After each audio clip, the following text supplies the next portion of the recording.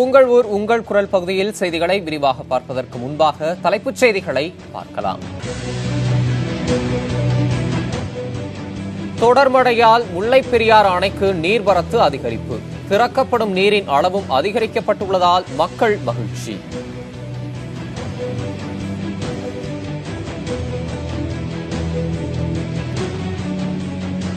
பருவமழையால் தூத்துக்குடி மாவட்டத்தில் உப்பு உற்பத்தி பாதிப்பு. ஆயிரக்கணக்கான தொழிலாளர்கள் வேலை இழக்கும் அபாயம்.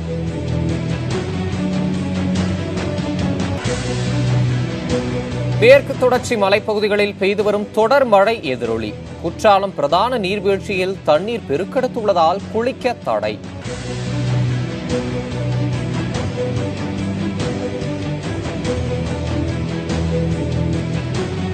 நீஞ்சல் மடுவு கால்வாயை அகலப்படுத்துமாறு விவசாயிகள் பொதுமக்கள் வலியுறுத்தல். செய்ய தவறினால் மழை வெள்ளத்தின் போது கடுமையான பாதிப்பு ஏற்படும் என கவலை.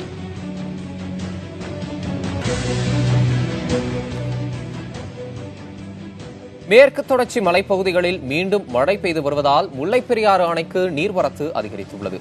அணைக்கு நீர்வரத்து வினாடிக்கு 200 கன அடியில் இருந்து 920 கன அடியாக உயர்ந்திருக்கிறது. இதனால் அணையின் நீர்மட்டம் 109.40 அடியாக அதிகரித்திருக்கிறது. இதன் விளைவாக அணையில் இருந்து வினாடிக்கு 200 கன அடி நீர் தமிழகத்தின் பாசனம் மற்றும் குடிநீர் தேவைக்காக திறந்துவிடப்பட்டிருக்கிறது. இதனால் விவசாயிகள் மகிழ்ச்சி அடைந்துள்ளனர்.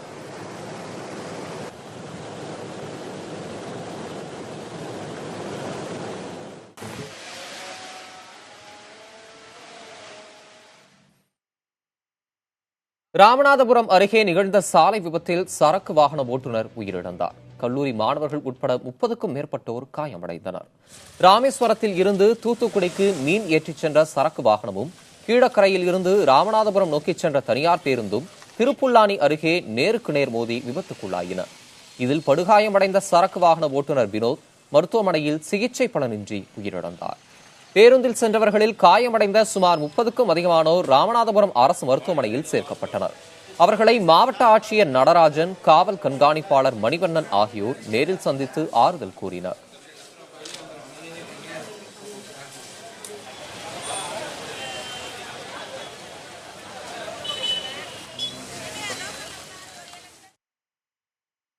தேனி மாவட்டம் அனுமந்தன்பட்டியில் ஒரு பெட்ரோல் நிலையம் எதிரே உள்ள குப்பை கிடங்கில் அடிக்கடி தீப்பற்றி எரிவதாக புகார் எழுந்திருக்கிறது.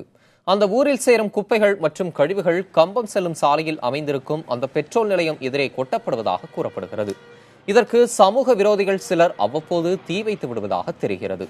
இதனால் அப்பகுதியில் புகை மூட்டம் பெருமளவில் பரவி சுகாதார சீர்கேடு ஏற்படுவதாகவும் வாகனங்களில் செல்வோர் இன்னலுக்கு ஆளாவதாகவும் குற்றம் சுமத்தப்படுகிறது.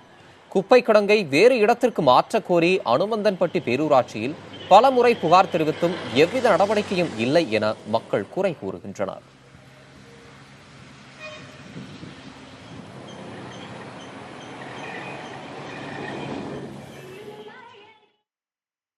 திருவண்ணாமலை மாவட்டம் ஆரணி வட்டாட்சியர் அலுவலகத்தில் எவ்வித ஆவணங்களும் இன்றி முதியோர் உதவித்தொகைக்கு ஆணை வழங்கிய புகாரில் இருவர் பணியிடை நீக்கம் செய்யப்பட்டுள்ளனர். இந்த விவகாரம் தொடர்பாக முறைகேடாக கணினியில் பதிவேற்றம் செய்து லட்சக்கணக்கில் மோசடி செய்ததாக வருவாய் ஆய்வாளர் தேவானந்தம், இளநிலை உதவியாளர் பிரபாகரன் ஆகிய இருவர் மீது குற்றச்சாட்டு எழுந்தது. இதனையடுத்து அவர்கள் இருவரையும் பணியிடை நீக்கம் செய்து மாவட்ட ஆட்சியர் பிரசாந்த் எம் வடநேரே நடவடிக்கை எடுத்துள்ளார். முதியோர் உதவித்தொகை வழங்க அரசின் நிபந்தனைகளை பின்பற்றாமல் உரிய ஆவணங்களையும் இணைக்காமல் லஞ்சம் பெற்றுக்கொண்டு ஏராளமானோருக்கு முதியோர் உதவித்தொகை வழங்க ஆணை வழங்கியதாக அந்த இருவர் மீது குற்றம் சுமத்தப்பட்டுள்ளது.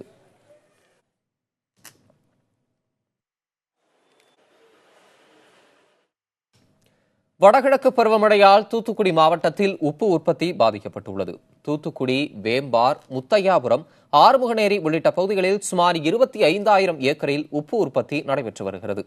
தற்போது மழை பெய்வதால் உப்பளங்களில் உப்பு குவியல்கள், தார்பாய் மற்றும் தென்னை ஓலைகளை கொண்டு பாதுகாத்து வைக்கப்பட்டுள்ளன.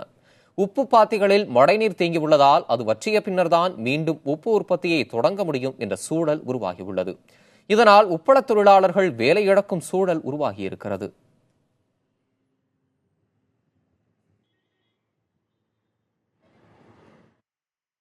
நெல்லை மாவட்டம் தாழையூத்து ரஸ்தா சாலையில் கிடப்பில் போடப்பட்டுள்ள பாலப்பணிகளால் சிரமத்திற்கு ஆளாவதாக வாகனங்களில் செல்வோர் கூறுகின்றனர். தென்களம், நாஞ்சான்குளம், மதவக்குறிச்சி, சங்கரன்கோவில் உள்ளிட்ட ஊர்களுக்கு செல்லும் இந்த சாலையின் குறுக்கே உள்ள பழைய பாலத்தை அகற்றிவிட்டு புதிய பாலம் அமைக்கும் பணிகள் 3 மாதத்திற்கு முன் தொடங்கின. ஆனால் பள்ளம் தோண்டும் வேலை மட்டுமே தொடங்கப்பட்டு பணிகள் கிடப்பில் போடப்பட்டு விட்டதாக மக்கள் குற்றம் சாட்டினர். ஆகவே இந்த பணிகளை மீண்டும் தொடங்கி விரைந்து முடித்திட வேண்டும் என்று பொதுமக்கள் கேட்டுக் கொண்டிருக்கின்றனர்.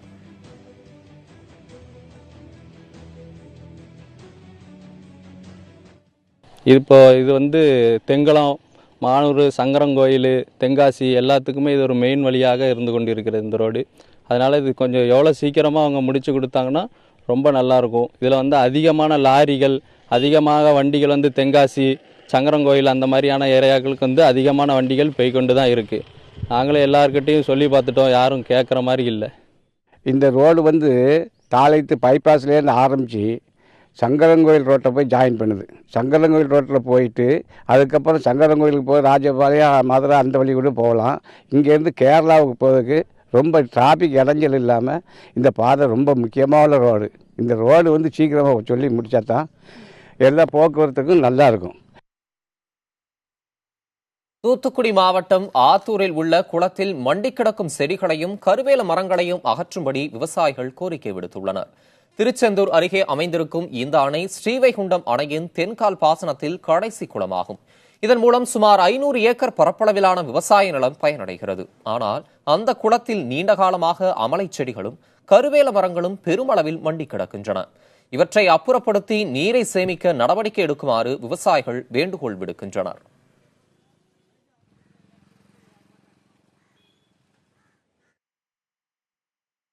தொடர் மழையால் குற்றாலம் பிரதான நீர்வீழ்ச்சியில் நீர்வரத்து அதிகரித்துள்ளதால் சுற்றுலா பயணிகள் குளிக்க தடை விதிக்கப்பட்டுள்ளது. செங்கோட்டை, தென்காசி, பாபநாசம், ஆயக்குடி பகுதிகளில் பெய்த மழையால் குற்றாலம் பிரதான நீர்வீழ்ச்சியில் வெள்ளப்பெருக்கு ஏற்பட்டுள்ளது. நீண்ட நாளுக்கு பின் தண்ணீர் வரத்து அதிகரித்துள்ளதால் கற்கள், மரக்கிளைகள் அடித்து வரப்பட வாய்ப்புள்ளதாக காவல்துறையினர் தெரிவித்துள்ளனர். இதனால் சுற்றுலா பயணிகள் குளிக்க தடை விதிக்கப்பட்டுள்ளது. அருவியின் நுழைவு பகுதியில் கயிறு கட்டி தடை ஏற்படுத்தப்பட்டுள்ளது.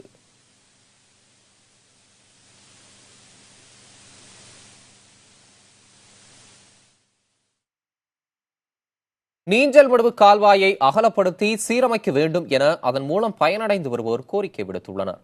அவ்வாறு செய்தால் நீரோட்டம் பாதிக்கப்படும் என்று பொதுப்பணித்துறையினர் கூறுகிறார்கள்.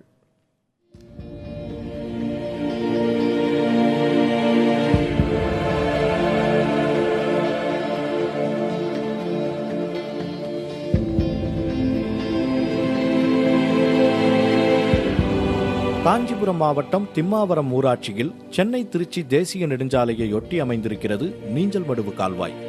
இதில் தண்ணீரை தேக்கி வைத்து 15க்கும் மேற்பட்ட ஊராட்சிகளில் உள்ள கிராமங்களுக்கு பாசனத்திற்காக திறக்கப்படுகிறது. இந்த கால்வாய் பல ஆண்டுகளாக தூர்வாரப்படாததால் மழைக்காலங்களில் கால்வாயிலிருந்து நீர் வெளியேறி அருகில் உள்ள கிராமங்களில் வெள்ளப்பெருக்கு ஏற்படுவதாக கூறப்படுகிறது.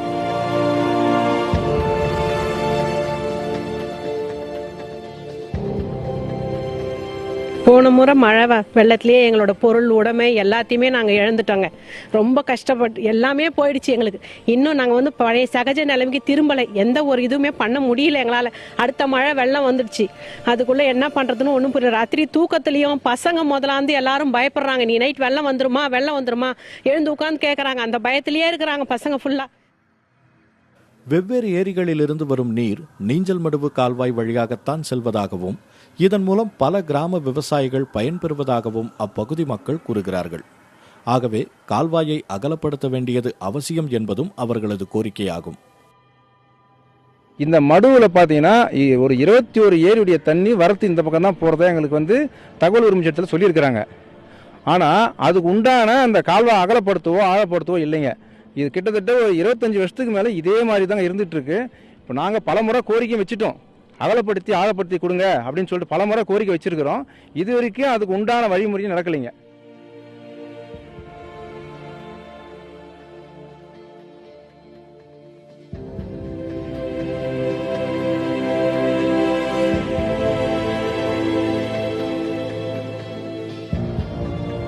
இது தொடர்பாக பொதுப்பணித்துறையினரை புதிய தலைமுறை தொடர்பு கொண்டு வினவியது. அதற்கு பதிலளித்த அவர்கள் நீஞ்சல் மடுவு கால்வாயை அகலப்படுத்தினாலோ அல்லது ஆழப்படுத்தினாலோ நீரோட்டம் பாதிக்கப்பட வாய்ப்பிருப்பதாக கூறினர்.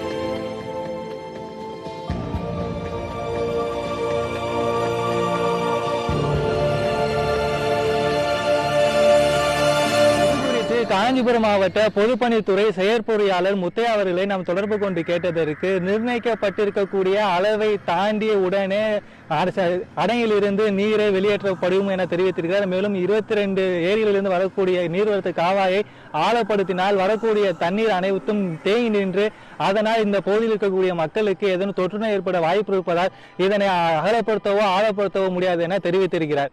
எனவே தற்பொழுது உடனடியாக தமிழக அரசு இந்த பகுதியில் பிரச்சனையை கவனம் செலுத்தி இங்க இருக்கக்கூடிய பகுதி மக்கள் எந்தவித இன்னலுக்கு ஆளாகாத வண்ணம் பாதுகாக்க வேண்டும் என்பதே இந்த பகுதி மக்களுடைய கோரிக்கையா இருக்கிறது. புதிய தலைமுறைக்காக ஒளிப்பதிவாளர் இஸ்மாயிலுடன் பிரசன்ன வெங்கடேசன். காஞ்சிபுரம் மாவட்டம் திம்மாவரம் ஊராட்சியில் உள்ள நீஞ்சல்மடுவு கால்வாயை அகலப்படுத்தி தூர்வாரக் கோரி அந்த பகுதி மக்கள் உண்ணாவிரதத்தில் ஈடுபட்டுள்ளனர். சென்னை திருச்சி தேசிய நெடுஞ்சாலையை ஒட்டி அமைந்திருக்கிறது நீஞ்சல்மடுவு கால்வாய். இதில் தண்ணீரை தேக்கி வைத்து 15க்கும் மேற்பட்ட ஊராட்சிகளில் உள்ள கிராமங்களுக்கு பாசனத்திற்காக தண்ணீர் திறக்கப்படுகிறது. இந்த கால்வாய் பல ஆண்டுகளாக தூர்வாரப்படாததால் மழைக்காலங்களில் நீர் வெளியேறி அருகில் உள்ள கிராமங்களில் வெள்ளப்பெருக்கு ஏற்பட்டு வருகிறது. உடனடியாக கால்வாயை அகலப்படுத்த வேண்டும் என கூறி அந்த பகுதி மக்கள் உண்ணாவிரத போராட்டத்தில் ஈடுபட்டுள்ளனர். நாங்கள் இருக்க இப்படியே இருந்தோம்னா நாங்கள் என்ன ஆகுறது? நாங்கள் இந்த ஏரியில் நாங்கள் வீடு வாங்கிட்டோன்னு சொல்கிறாங்க. ஆனால் அரசாங்கம் எங்களுக்கு உறுதி அளித்ததுனால தான் நாங்கள் அதை வாங்குகிறோம். டிடிஏ அப்ரூவ்டு தான் நாங்கள் வாங்கியிருக்கிறோம். அப்படி இருக்கும் போது தண்ணி வருது ஏரியில் இருக்கிறீங்கன்னு எங்களை சொல்கிறாங்க. ஆனால் அவங்க அரசாங்கம் எங்களுக்கு கொடுத்ததுனால தான் நாங்கள் அந்த இடத்த வாங்கினோம். இனி எங்களுக்கு இந்த தண்ணி வராத ஏதாவது ஒரு எங்களுக்கு உதவி பண்ணுங்க.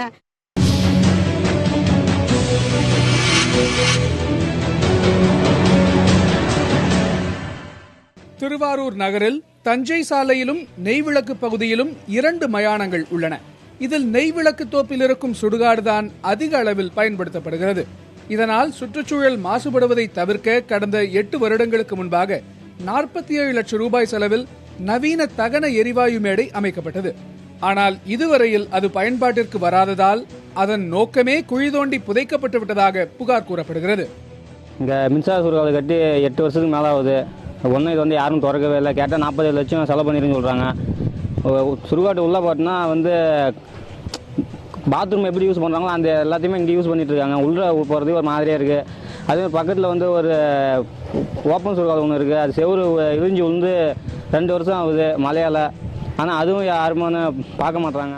நகராட்சி சுடுகாடு எரிவாயு கட்டி அப்படியே கிடக்கு. பாடலஞ்ச மண்டபமாக கிடக்கு. வர்றவங்க போகிறவங்கெல்லாம் இதில் குச்சி குப்பையும் கூலமாக கிடக்கு. புல்லு மண்டி கிடக்கு. 5-6 வருஷத்துக்கு முன்னே கட்டி அப்படியே கிடக்குது.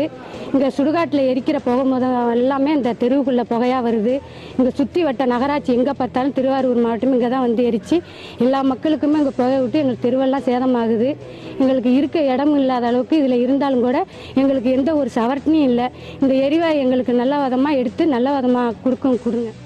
தகன எரிவாயு மேடை அப்படியே கிடப்பதால் அதன் அருகிலேயே உடல்களை எரியூட்டுவதாகவும் அதனால் அப்பகுதி அருகே வசிப்போர் இன்னலுக்கு ஆளாவதாகவும் கூறப்படுகிறது. இது போதாதென்று நெய்விளக்கு தோப்பில் இருக்கும் நகராட்சி குப்பை கிடங்கிலும் அவ்வப்போது தீ வைக்கப்படுவதால் பெரிதும் பாதிக்கப்படுவதாக கூறுகிறார்கள் மக்கள். காற்றுல சுகாதார மாசுபாடு ஏற்படுது. அதனால மூச்சு திணறல் ஏற்படுது. வயசானவங்களுக்கு கால்லாம் வீங்குது.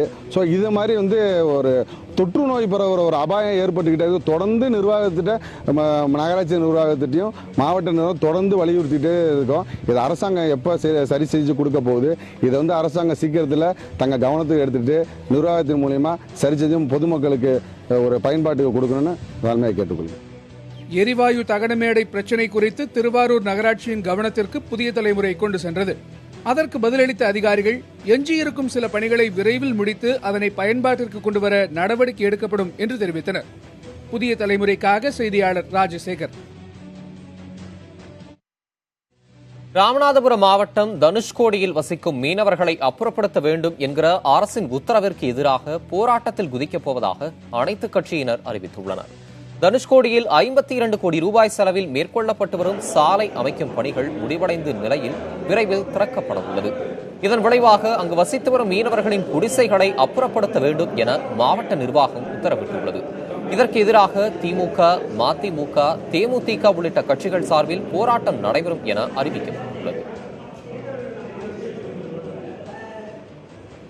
தமிழக அரசாங்கம் உடனடியாக தலையிட்டு அங்க இருக்கக்கூடிய மீனவ மக்களை அப்புறப்படுத்தாமல் பாதுகாக்கணும். இல்லைன்னு சொன்னா வர்ற 8ஆம் தேதி நாங்கள் இன்றைக்கு நடந்த அனைத்து கட்சி கூட்டத்தில் 8ஆம் தேதி மாபெரும் ஆர்ப்பாட்டத்தை நடத்துவது என்றும், அதே போல அவர்கள் காலி செய்வதற்காக 10ஆம் தேதி காலி செய்யணும் சொன்ன அந்த தேதியில தனுஷ்கோடியிலேயே நாங்கள் பல்லாயிரக்கணக்கான மக்களை திரட்டி, மீனவர்களை திரட்டி மனித சங்கிலி போராட்டத்தை நடத்தப் போகிறோம் என்பதையும் இன்னைக்கு இருக்கக்கூடிய அனைத்து கட்சி கூட்டத்தில் நாங்கள் தீர்மானம் நிறைவேற்றி இருக்கிறோம் என்பதை இதன் மூலம் நாங்கள் தெரிவித்துக் கொள்கிறோம்.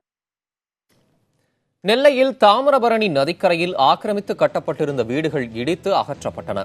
வண்ணார்பேட்டை பகுதியில் உள்ள தாமிரபரணி நதிக்கரையில் உரிய அனுமதியின்றி ஆக்கிரமித்து கட்டப்பட்ட வீடுகளை இடிக்கும் பணி மாவட்ட ஆட்சியர் கருணாகரன் முன்னிலையில் நடைபெற்றது. வீடுகளை இழந்தவர்களுக்கு தமிழ்நாடு குடிசை மாற்று வாரியம் சார்பில் வீடுகள் வழங்கப்பட்டுள்ளதாக அவர் தெரிவித்தார். வடகிழக்கு பருவமழை தொடங்கியுள்ளதால் கால்வாய்களை ஒட்டிய ஆக்கிரமிப்புகள் அகற்றப்பட்டு வருவதாக ஆட்சியர் கருணாகரன் கூறினார்.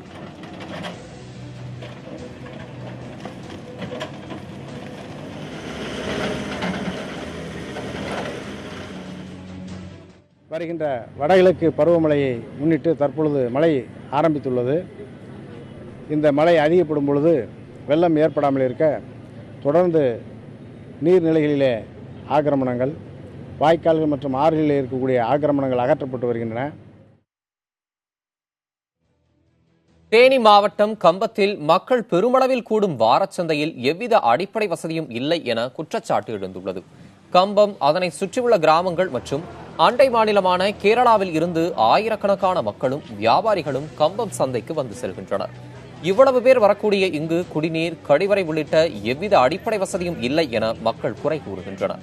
குறிப்பாக பெண்களுக்கு தேவையான எந்த வசதியும் வாரச்சந்தையில் இல்லை என குற்றம் சாட்டப்படுகிறது.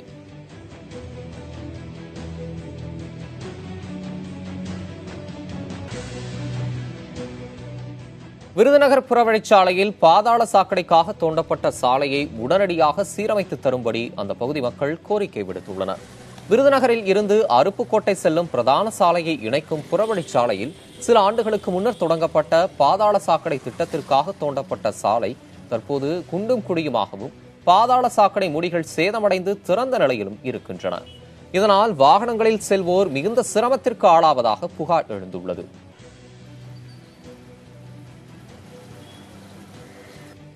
நூறடி சாலையில் நீங்கள் பார்த்தீங்கனாலே தெரியும், ஒவ்வொரு பாதாள சாக்கடையோட அந்த இதுவும் உள்ளுக்குள்ளே போய் தான் இருக்குது. எப்போ 2 வீலர் உள்ளே போனால் கூட அந்த இதுக்குள்ளே உள்ளே விழுந்துரும் அப்படின்ற ஒரு சூழ்நிலை தான் இருக்குது. அதையும் சரி பண்ண மாட்டேன்றாங்க. அவங்க மேலே போடுறது எல்லாமே அப்படி தான் இருக்குது. திருச்சி மாவட்டம் மணப்பாறையை அடுத்த புத்தானத்தம் பகுதியில் குப்பை கழிவுகளால் தொற்றுநோய் பரவும் அபாயம் ஏற்பட்டுள்ளதாக அப்பகுதி மக்கள் கவலை தெரிவிக்கின்றனர். தொழிற்சாலை கழிவுகள் இங்கு கொண்டு வந்து கொட்டப்படுவதாக ஊர் மக்கள் குற்றம் சாட்டுகின்றனர். அவை மலை போல் தேங்கி கிடப்பதால் கொசுக்கள் உற்பத்தி அதிகரித்து நோய் பரவும் அபாயம் ஏற்பட்டுள்ளதாக மக்கள் கூறுகிறார்கள். துர்நாற்றமும் வீசுவதால் அப்பகுதியை கடக்க முடியவில்லை என்றும் அவர்கள் தெரிவிக்கின்றனர். ஆகவே குப்பைகளை உடனே அகற்ற நிர்வாகம் நடவடிக்கை எடுக்க வேண்டும் என்று மக்கள் கேட்டுக் கொண்டனர். இடைத்தேர்தல் நடைபெறும் திருப்பரங்குன்றம் தொகுதியில் பரப்புரை தீவிரமடைந்துள்ளது. அங்கு அதிமுக சார்பில் போட்டியிடும் AK போஸுக்கு ஆதரவாக அமைச்சர் உதயகுமார் உள்ளிட்டோர் வாக்கு சேகரித்தனர். அதிமுக நிர்வாகிகளும் தொண்டர்களும் வீடு வீடாக சென்று வாக்காளர்களை சந்தித்து ஆதரவு திரட்டினர். இதேபோல் திமுக வேட்பாளர் சரவணனும் வீடு வீடாக சென்று வாக்காளர்களை சந்தித்து ஆதரவு திரட்டி வருகிறார். அவருடன் கட்சியின் முக்கிய பிரமுகர்களும் தொண்டர்களும் சென்று வருகின்றனர். வாக்குப்பதிவு நடைபெறும் திருப்பரங்குன்றம், அரவக்குறிச்சி, தஞ்சை ஆகிய 3 தொகுதிகளில் வரும் 19ஆம் தேதி விடுமுறை அறிவிக்கப்பட்டுள்ளது. அன்றைய தினம் அந்த தொகுதிகளுக்கு உட்பட்ட பகுதிகளில் உள்ள அரசு அலுவலகங்கள், கல்வி நிலையங்கள் மற்றும் தொழில் நிறுவனங்களுக்கு விடுமுறை விடப்படுவதாக தமிழக தலைமைச் செயலாளர் ராமமோகன ராவ் வெளியிட்டுள்ள செய்திக்குறிப்பில் தெரிவிக்கப்பட்டுள்ளது. மேற்கு தொடர்ச்சி மலைப்பகுதியில் பெய்து வரும் தொடர் மழையால் தேனி மாவட்டம் கும்பக்கரை நீர்வீழ்ச்சியில் நீர்வரத்து சீராகியுள்ளது. முன்னதாக பலத்த மழை காரணமாக நீர்வீழ்ச்சியில் வெள்ளப்பெருக்கு ஏற்பட்டது. இதனால் சுற்றுலா பயணிகள் குளிக்க தடை விதிக்கப்பட்டது. தற்போது நீர்வரத்து சீரானதால் குளிப்பதற்கான தடை நீக்கப்பட்டுவிட்டது. இதன் விளைவாக சுற்றுலா பயணிகளின் வருகை அதிகரித்து வருகிறது. இருப்பினும் கும்பக்கரை நீர்வீழ்ச்சியில் நீர்வரத்து அதிகரிக்கிறதா என்பதை வனத்துறையினர் தொடர்ந்து கண்காணித்து வருகின்றனர்.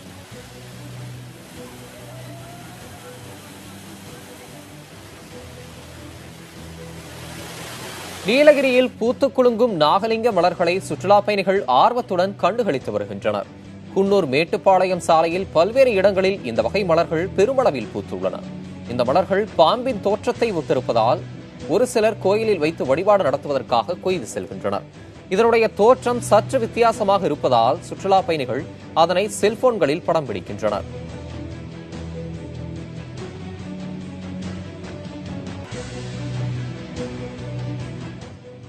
நீலகிரி மாவட்டம் கூடலூர் அருகே உள்ள கோக்கால் பகுதியில் இருந்து அரிய வகை ஈட்டி மரம் வெட்டி கடத்தப்பட்டுள்ளது.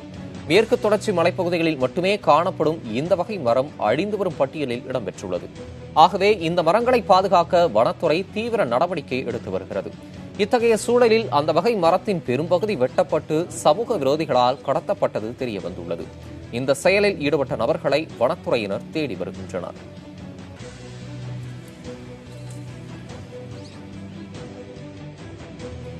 அண்மைச் செய்திகளுக்கு தொடர்ந்து இணைந்திருங்கள் புதிய தலைமுறையுடன்.